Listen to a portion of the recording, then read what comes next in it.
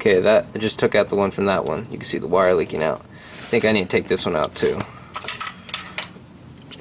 Damn, this one's in a shitty position. I can't even really grab it. Come on, bitch. Damn it. See if I can sneak my hand underneath there. Oh, I moved it up a little bit. Wonderful. Remove this guy. Come on. It's the one that, this is the hose that goes to the radiator.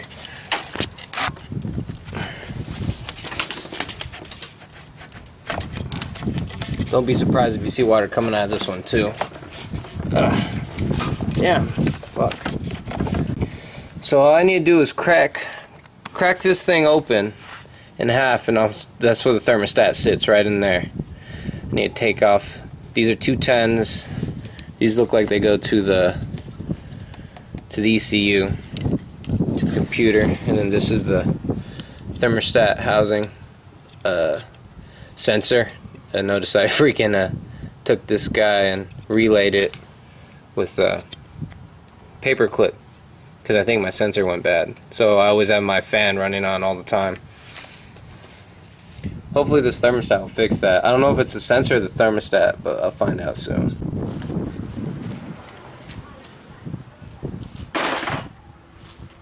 First thing you want to do is remove those 210s off.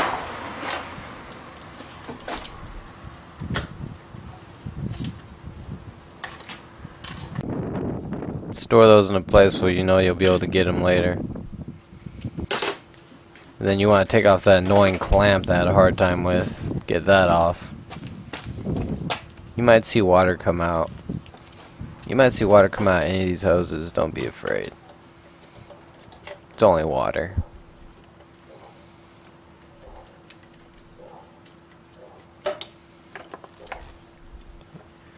You might have to wiggle them out. Some of these hoses are going to be harder than others,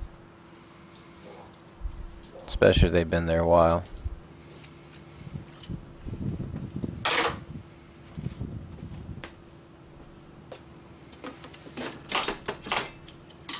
And you're going to take off the easiest thermostat housing bolt, which is on top. The one that's going to be really hard is the one on the bottom. And the reason you have to move that is because there's this bolt that's going to be really hard to get to that you'll see in a minute. These bolts are really long, so you won't have a hard time identifying which one's which. Here I was trying to show you guys where the bolt was, because that one's really hard to get. You're gonna have to feel it out like I do with my finger to find out. It's a little low, so you have to finger it. Finger. Over here I was being an idiot. I couldn't move it. I could not. I had no leverage right here, so you have to take off your air intake. So you move that off to the side, and then you're gonna have so much room. So look at that. You can even hit it from the side right there. It's like easy. See, now you got it all wobbling, and you want to get off that screw on the right. Take that off with another 10.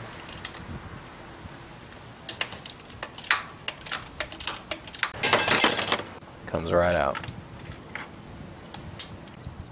Now that we have the thermostat housing finally opened, we're going to install our thermostat. Make sure you install it with the spring towards the engine. You don't want to install it wrong. This is the way it goes in. Just like that. And make sure you have your gasket on there too. It should seat just fine. There we go. It's installed. And now we're going to close everything back up just to do that. The joys of working on cars. And pretty much pull everything back up together the best you can. Tighten them, but don't tighten them too hard because you don't want to break your bolts here. Especially bolts like these. 10s are really easy to break.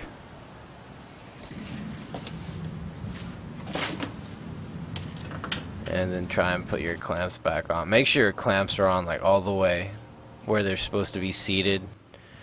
You don't want any loose ones.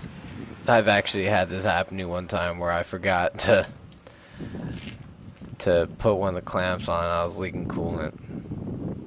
And even though the hose was attached, the clamp wasn't, and you're still going to leak coolant. Make sure you put your hoses exactly where they're supposed to go with clamps. After you're done checking every hose, make sure the clamps are on, everything's lined up, fuel line's in, your drain cock's in, and the radiator and everything. Definitely to make sure that your drain cock is in your radiator, definitely that one, because you don't want to pour in coolant and have it drip on the floor. There's two different type of coolants you're going to fill up with. They got 50-50 mix, pre-diluted. This is coolant and water mixed in with it, and this is just pure antifreeze. If you're going to pour this one in that's just pure antifreeze, make sure you mix it in with water. This one you don't have to. This one's already mixed in with water in it, so you don't have to worry about shit. You might as well buy this one. Stop being a dumbass. You're going to start filling this thing up with this coolant. Now again, make sure that the plug is in the radiator on the bottom. You don't want it to just go whoosh right through it, because you might as well just pour coolant on the floor if you're going to be doing that gay shit. Okay, now it's full. And what you're gonna do is now you're gonna start your car, and this shit's gonna go down a little bit and sink a little bit.